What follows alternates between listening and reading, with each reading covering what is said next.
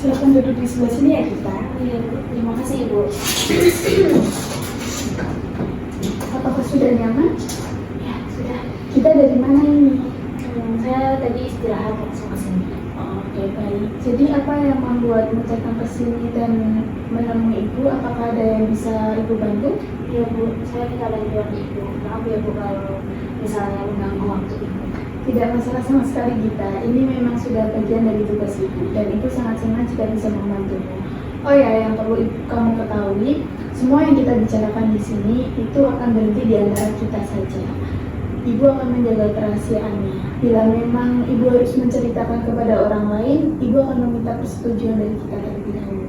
Ya, baik. Siap, Bu. Terima kasih ya, Bu. Oke, sekarang coba jelaskan kepada Ibu apa yang sedang kamu alami. Ibu di sini akan mendengarkan dan membantu. Iya, Bu. Jadi sebenarnya ini masalah kecil aja. Tapi saya merasa lebih cemas dan tertekan. Cemas dan tertekan? Iya, Bu. Coba ceritakan lebih dalam lagi tentang perasaan itu. Kenapa kamu bisa merasa cemas dan tertekan sehingga kamu memutuskan untuk datang menemui Ibu di ruangan ini? Kan? Ya. Ya, Bu. Jadi saya merasa takut untuk menghadapi SNBT. Apa yang membuatmu begitu takut dengan SNPT kita? Ya, Bu, saya takut gagal, lalu mengecewakan orang tua dan bapak ibu. Apa kamu sering memikirkan hal ini belakangan ini? Ya, Bu, saya sering memikirkan hal ini. Kadang saya nggak bisa tidur nyenyak di malam hari. Baik, Ibu memahami perasaanmu. Selain tidak bisa tidur dengan nyenyak, apa yang kamu rasakan? Ya, kalau saya mengingat harus menghadapi SNBT secepat ini, jantung saya berdebar-debar, terus saya mual gitu, Bu. Jadi kamu merasa gelisah dan takut bahkan sampai mengganggu kesehatanmu ya? Iya, Bu, benar. Saya ingin rasanya tuh menyerah aja gitu. Apa kamu sempat berpikir untuk tidak mengikuti SNPT? Iya sih, Bu. Sampai saya tuh mencari informasi kampus swasta begitu untuk apa ya, alternatif gitulah buat menghindari SNBT. Oke, baik. Jadi sekarang kamu sedang merasa gelisah ya? Dan bimbang antara ingin menyerah atau mencoba lagi? Iya, Bu. Saya nggak tahu harus bagaimana.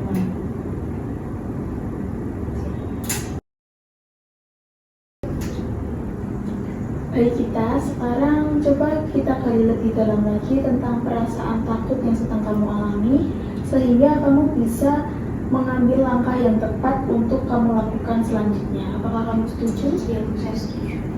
Menurutmu, dari mana perasaan takut ini berasal? Mungkin dari pengalaman masa lalu saya waktu SMP. SMP, bisa kamu ceritakan lebih dalam lagi tentang kejadian ini? Saat kelas 7, Bu, itu saya ikut Olimpiade Matematika. Nah, saat saya menghadapi soal-soalnya itu, nggak tahu kenapa saya down, Bu. Saya langsung blank, saya tidak bisa mengerjakan, saya tidak bisa mengontrol diri saya panik, dan ya udah, saya mengerjakan seadanya aja saat itu. Terus saat pengumuman, ternyata menyatakan bahwa saya itu tidak lolos untuk ke Olimpiade berikutnya. Jadi guru yang mendampingi saya itu kecewa gitu, Bu. Dia sampai beliau itu mengatakan, kamu itu sudah saya andalkan, kenapa malah gagal, kayak gitu, Bu. Jadi kayak saya merasa kok saya tidak diapresiasi dulu ya. Terus ya saya merasa gagal aja, Bu, udah mengecewakan beliau gitu. Apa yang kamu pikirkan setelah itu? Ya, saya merasa bagaimana ya, saya berpikir bahwa saya itu tidak bisa diandalkan, Bu. Saya sudah mengecewakan. Sepertinya kejadian itu sangat membekas ya. Apa ada lagi pengalaman yang memperkuat rasa takutmu ini? Saat kelas 10. Nah, saat kelas 10 itu saya menjadi ketua kelompok, Bu. Nah, di situ ada presentasi pelajaran sosiologi. Saat itu teman saya, anggota kelompok saya itu tidak berangkat sehingga mempengaruhi presentasi, sehingga materinya itu tidak tersampaikan dengan baik. Lalu guru mata pelajaran sosiologi itu negur saya di depan teman-teman saya bahwa saya itu tidak dapat memimpin kelompok. Setelah itu, apa yang kamu lakukan? Saya langsung izin ke kamar mandi, Bu. Saya langsung lari ke toilet dan menangis di sana. Apa yang kamu pikirkan dari kejadian itu? Ya, saya berpikir bahwa saya itu gagal untuk menjadi pemimpin. Saya tidak layak menjadi pemimpin. Kamu malah jadi nyalain diri kamu sendiri ya kita? Ya, Bu, saya marah, saya sedih, saya kecewa dengan diri saya juga. Tapi ya nggak tahu lah, Bu, begitu. Tidak apa-apa kita. Apa ada lagi pengalaman yang mempengaruhi perasaanmu sekarang? Tryout 1 itu kejadiannya belum lama kan, Bu, tryout 1 itu. Nah, di sana saya tuh udah punya ekspektasi yang tinggi kan, bahwa saya itu nanti dapat skor yang tinggi juga. Saya sudah belajar setiap hari, setiap malam, bahkan saya itu bangun dini hari untuk belajar lagi. Tapi ternyata hasilnya malah saya dapat skor yang rendah. Saya kecewa. Setelah itu, bagaimana perasaanmu? Saya kecewa, saya marah dengan diri saya merasa dikhianati sama hasil saya. Padahal saya udah kerja keras, Bu. Apa yang kamu pikirkan? Saya merasa bodoh, saya tidak sama dengan teman-teman saya. Mereka dapat skor tinggi, saya rendah. Oke, baik. Ibu memahami perasaanmu kita. Sekarang izinkan Ibu untuk menyimpulkan dari ketiga pengalamanmu tadi ya. Yang pertama itu kamu merasa tidak dihargai usahamu karena kamu itu gagal mengikuti Olimpiade Matematika dan gurumu itu langsung menegur kamu di situ.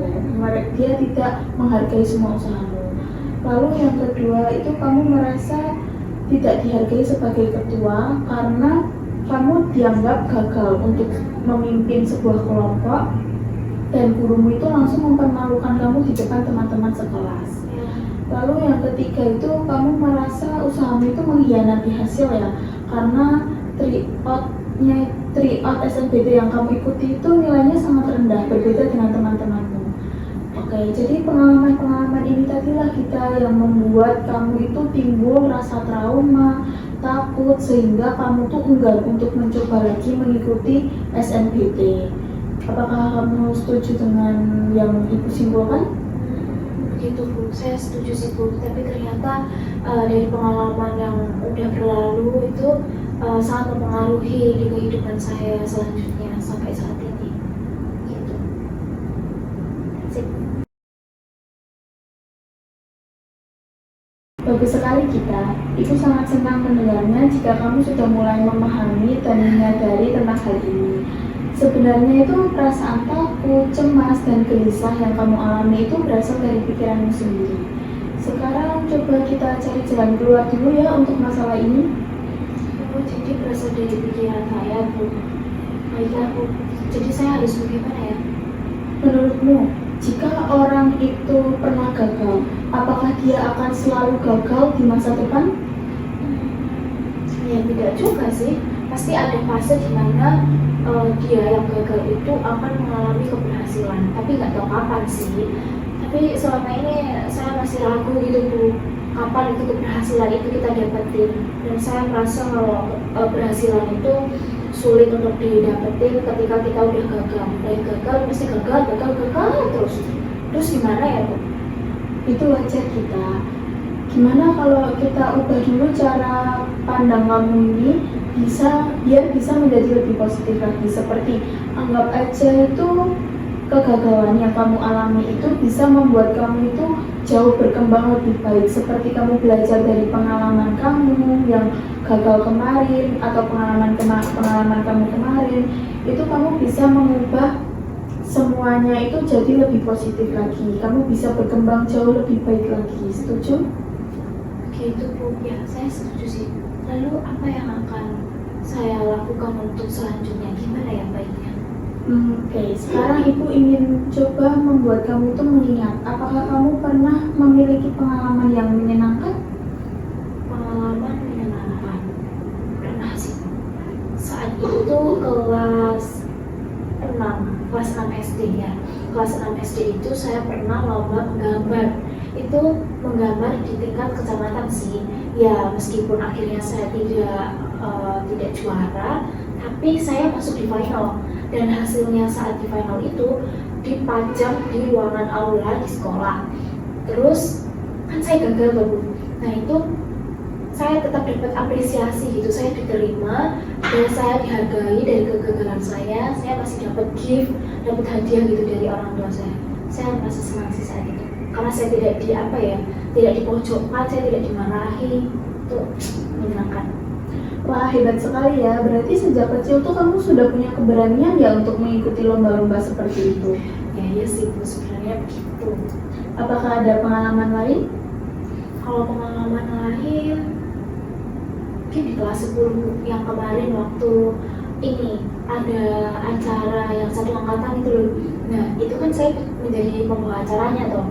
Nah menjadi pembawa acara itu menjadi sebuah pengalaman yang berharga buat saya karena saya itu diapresiasi sama guru-guru panitia. Mereka mengatakan bahwa saya itu bisa diandalkan, saya bagus membawa acaranya, saya bisa mengendalikan emosi saya bisa membawa dan membangun suasana, dan dari awal sampai akhir acaranya itu berjalan dengan baik, seru dan berhasil gitu.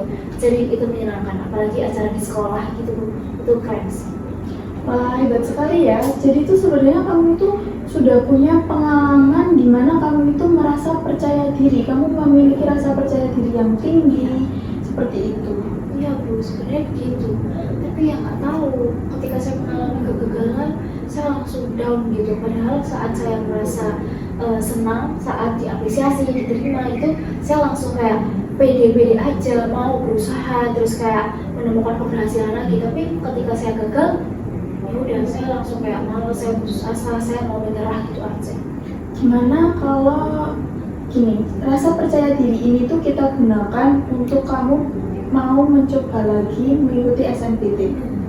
Oh gitu, jadi saya gunain kepercayaan diri itu yang hal-hal menyenangkan yang kita Iya benar. Oh bisa jadi Bu. Saya akan lakukan di menghadapi ujian SNMPTN itu ya Bu. Iya. Saya akan berusaha lebih keras lagi dan belajar lebih giat lagi. Ya, lalu langkah dan komitmen apa yang kamu lakukan supaya pikiran positifmu ini tadi bisa terlaksana yang ke depannya? Saya berencana dan berkomitmen untuk bangun maksimal ya paling siang setengah 5 pagi. Itu langsung saya cepat-cepat untuk mandi, sarapan, terus saya sempatkan untuk belajar 20-an menit. Nanti langsung saya sekolah. Habis itu setiap malam saya akan belajar, saya tetap belajar yang minimal 2 jam untuk belajar. Saya akan fokus untuk review materi, latihan-latihan soal. Terus nanti saya juga membuat jadwal mingguan untuk belajar. Terus di weekend itu ya karena udah belajar terus Bu, nanti saya refleksi lah, hangout sama teman-teman, main refleksi. Wah, keren sekali. Lalu untuk dukungan sosial, apakah kamu ada rencana mengajak teman-temanmu itu untuk belajar atau berdiskusi bersama? Kalau dukungan sosial sama teman-teman, ya saya akan ngajak dua teman saya itu untuk belajar bersama. Jadi kita kayak review materi, terus latihan soal bareng, apa yang susah kita pecahin bareng-bareng, kita cari solusi bareng-bareng supaya kita lebih terbiasa dan siap aja menghadapi SNMPTN nanti. Kalau kayak gitu gimana Bu? Ibu setuju saja sih. Ibu sangat senang kamu memiliki komitmen yang sangat kuat. Lalu untuk ini, rasa mual dan jantung berdebar-debar yang kamu rasakan itu tadi, Itu gimana Bu? mungkin kamu bisa mencobanya ya. Ini saran dari ibu. Kamu bisa melakukannya itu dengan kamu duduk lebih tenang dulu. Lalu kamu tarik nafas lewat hidung dan dikeluarkannya lewat mulut. Lalu kamu mulai hitung mundur dari 30 atau 20. Kamu bisa ulangin ini tuh sampai kamu benar-benar merasa tenang. Oh gitu. Jadi kayak lebih perlahan-lahan kita dari ketidaktenangan terus jadi tenang gitu dari menghitung itu. Kedengarannya gampang sih Bu. Saya akan mencobanya saat saya mengalami mungkin cemas, panik, gelisah atau hal-hal yang tidak menyenangkan, hal-hal yang membuat saya tidak tenang. Mungkin saya akan mencobanya. Terima kasih ya Bu, ini mungkin sangat membantu buat saya. Sama-sama kita. Ibu sangat senang jika cara ini tuh benar-benar bisa membantu kamu. Apakah ada lagi yang ingin kamu sampaikan? Kayaknya udah cukup sih Bu. Ini sangat membantu saya, lebih lega dari yang tadi saya ya masih gelisah gitu, saya masih banyak kepikiran. Akhirnya saya menemukan titik temu. Makasih ya Bu, udah merepotkan Ibu, udah memotong waktu Ibu, dan saya merasa terbantu. Saya sangat lega sekarang, senang gitu. Baik, kalau memang tidak ada lagi yang ingin kita sampaikan, Ibu izin untuk menyimpulkan hasil dari sesi konseling kita hari ini. Tadi kita datang ke sini itu dengan membawa perasaan yang tidak nyaman dan takut untuk menghadapi ujian. Lalu kita juga sudah menyadari dan mempelajari bahwa perasaan itu berasal dari pengalaman masa lalu kita sehingga membuat kita itu takut untuk mencoba lagi. Tapi sekarang kita juga sudah menyadari bahwa kegagalan itu bukan akhir dari segalanya. Kita juga sudah mencoba untuk mengubah pikiran negatif kita itu menjadi pikiran yang jauh lebih positif. Lalu sebagai bentuk komitmen, kita akan belajar setiap hari selama 2 jam, lalu membuat jadwal belajar mingguan, dan mengajak teman-teman kita itu untuk berdiskusi bersama. Begitu ya, apakah setuju? Ya Bu, saya setuju memang bahwa kegagalan itu bukan akhir dari segalanya, dan saya percaya, saya yakin dengan diri saya sendiri bahwa saya itu bisa melalui ujian SNMPT. Saya pasti berhasil dan tentunya akan membahagiakan orang tua saya, bapak ibu. Terus ya tidak lepas dari saya bahagia dengan diri saya sendiri bahwa saya telah berhasil melaluinya, dan bapak ibu guru pasti juga akan bangga dengan saya, tidak akan kecewa karena saya berhasil begitu Bu. Ya itu sih, saya percaya saya bisa. Sekarang kamu kelihatannya jauh lebih ceria dan lebih tenang ya. Ya Bu, saya memang lebih merasa lega, dan ya itu tadi saya bisa berpikiran positif gitu. Ternyata memang ketakutan akan kegagalan itu memang cuma berasal dari pikiran saya sendiri aja. Makasih ya Bu sudah membantu saya untuk lebih tenang dan menemukan solusi atau jalan keluar yang harus saya ambil ke depannya untuk menghadapi SNM itu. Sangat membantu Bu. Sama-sama kita. Ibu juga berterima kasih karena kamu sudah datang ke sini dan percaya kepada Ibu. Pasti kamu tuh bisa deh mengikuti ujian lagi, kamu pasti bisa untuk lolos ke tahap selanjutnya. Yang penting kamu percaya diri. Jika kamu ini merasa ragu dan takut gagal lagi, kamu bisa datang ke sini untuk menemui Ibu. Makasih ya Bu. Terus doakan saya minta dukungan Ibu. Semoga saya lolos SNMPT dan masuk di perguruan tinggi yang saya inginkan. Amin. Ibu pasti akan mendoakannya. Makasih banyak Ibu. Sama-sama kita. Ya Bu, selamat siang. Ya.